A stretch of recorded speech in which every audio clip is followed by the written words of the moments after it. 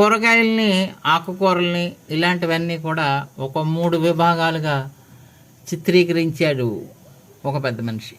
అవి కొంచెం లాజిక్గా బెటర్ అనిపించింది. ముందు ఆరోగ్యంగా ఉండేవి, బాగా ఆరోగ్యంగా ఉండేవి, పాదు మీద పాకేటటువంటి కాయగూరలు, చిక్కుడు, బీర, పొట్ల, ఇట్లా. ఇంకా చెట్టు టైపు అంటే బెండ, వంగ, టమాటా. 3 దుంపలు భూమిలో పెరిగేవి: చామదుంప, కంద, బంగాళాదుంప. ఇవి అదమం, అత్యవసరమైతేనే తినాలి. ముఖ్యంగా ముందు సెలెక్ట్ చేసుకోవాల్సింది పాదు మీద ఉండేవి.